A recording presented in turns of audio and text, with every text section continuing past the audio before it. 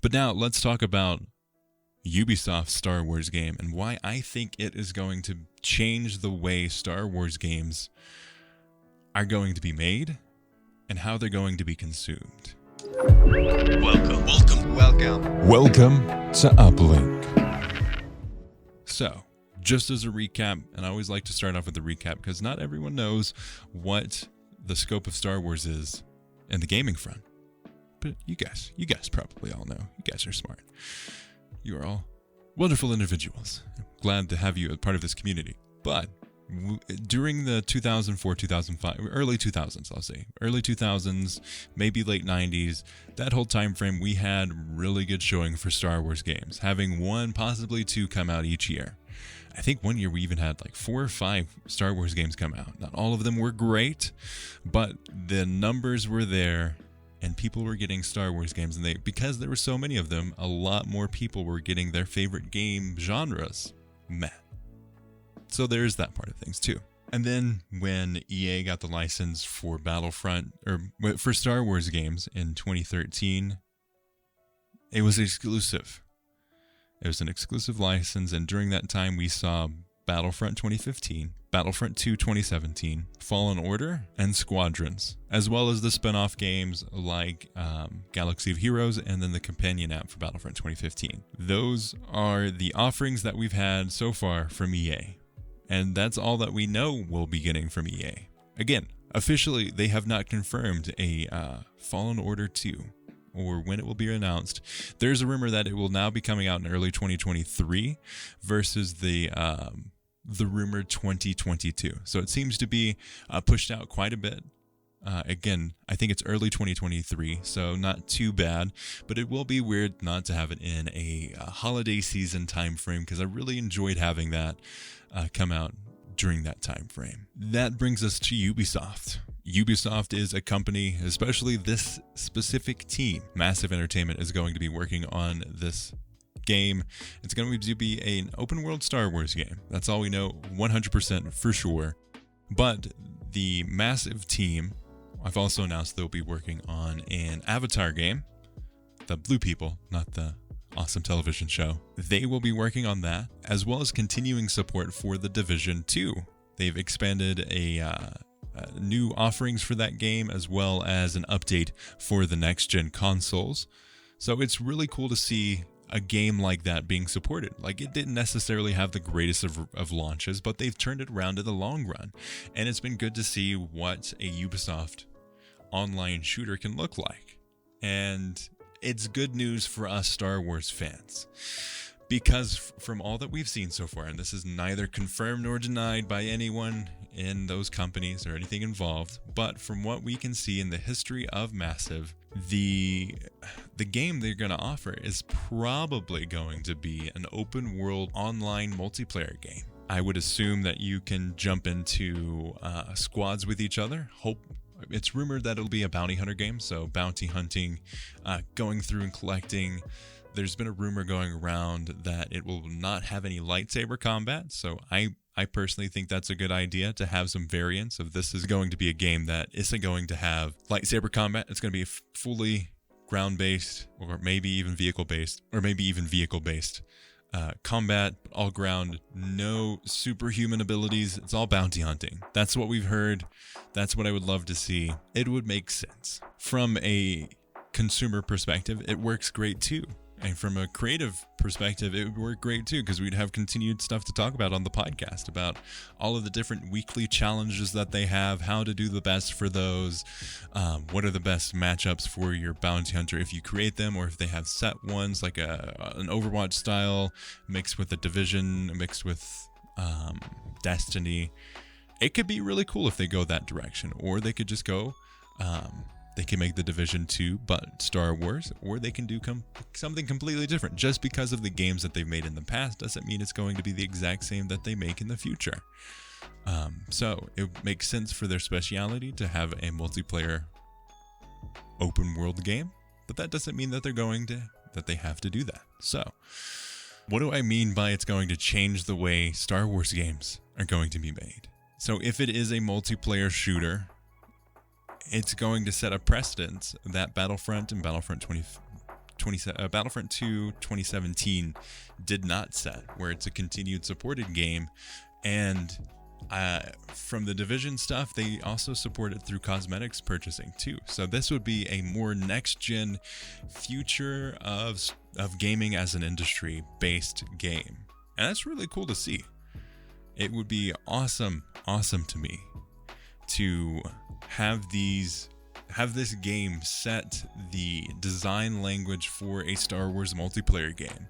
Could you imagine if this game comes out and then later on Battlefront 3 comes out, and because they set a precedent of how good a multiplayer game that is supported by cosmetics and has a living service game does. If it does well, we could probably see that from an eventual Battlefront 3. Which I think would be really, really cool to see. And would help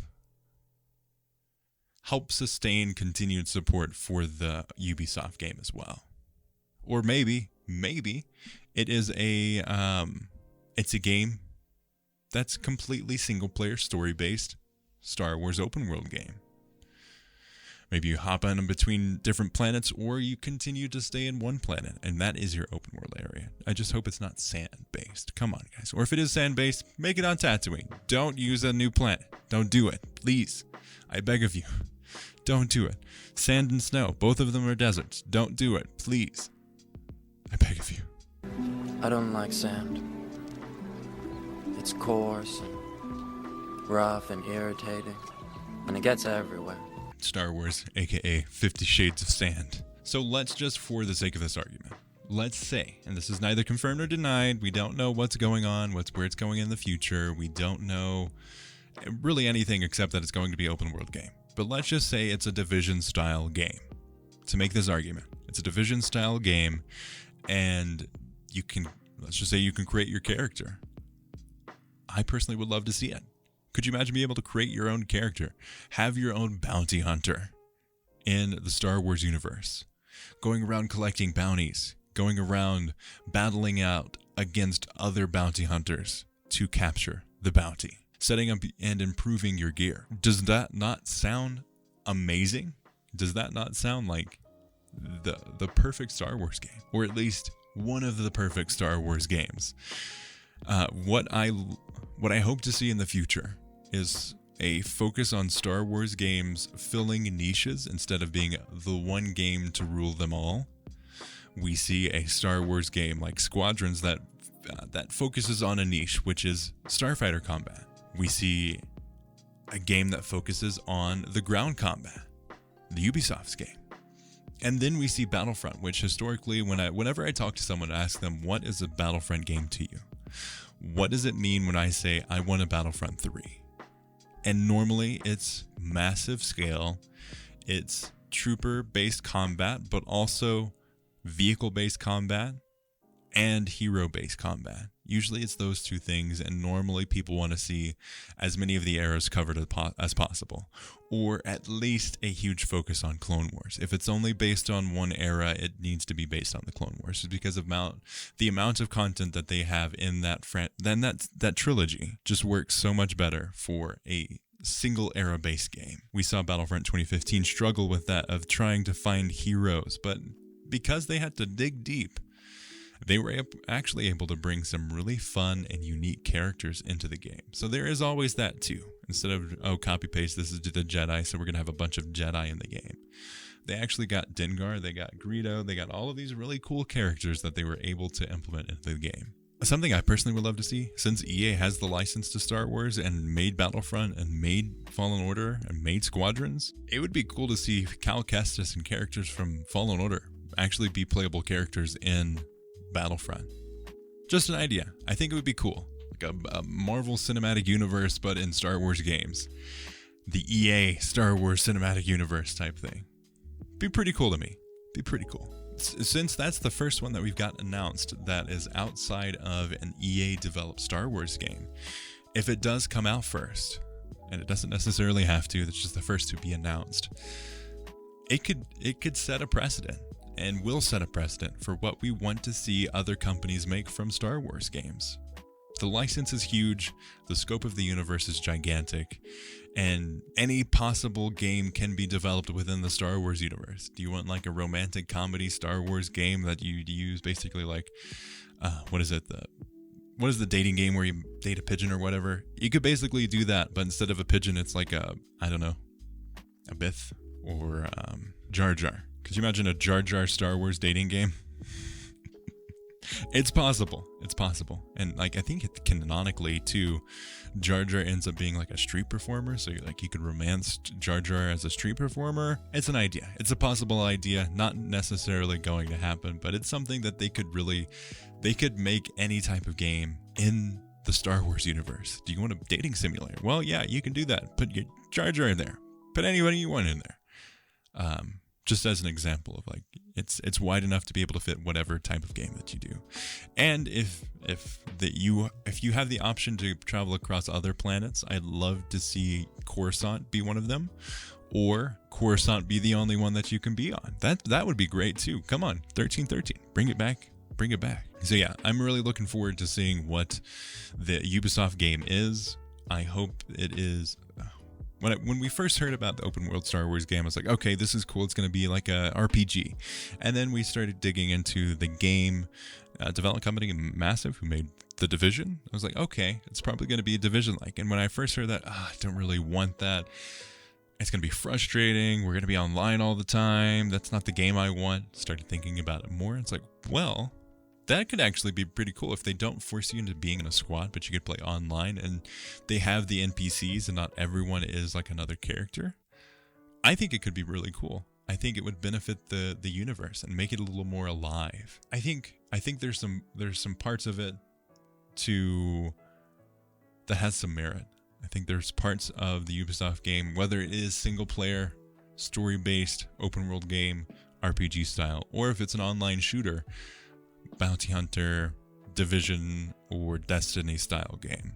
I think both of those has a place in the Star Wars game offerings. I mean, right now there's a huge gap to fill in. We have a single player game that's Fallen Order, and then we have Battlefront, and then there's Squadrons. So there's a whole other world of Star Wars games that you can have there. And if it is a living content game, I hope that they go in with saying, hey, we're going to support this game for 5 years, and we're going to offer content each month. We're going to have weekly challenges. We're going to have daily login rewards. We're going to have not loot boxes, but ways to pay for the game in terms of cosmetics. You can customize your weapon. You get spray paints on your weapon, weird attachments, bobblehead type things. Because people are people, whether you're an alien or not, or in the Star Wars universe or not in the Star Wars universe. You're going to customize the stuff that you have. So, yeah, I can see like a retired clone trooper that escaped Order 66 going through and spray painting his weapon or something like that. Or if you do offer stuff like that, say, hey, these are the canon appearances and this is the fun stuff. And not everything has to be canon. And not everything should be canon. Really looking forward to hearing your thoughts. Let me know either by email or on Twitter or on the description or in the comment section of this YouTube video if you're watching on YouTube. So definitely reach out there.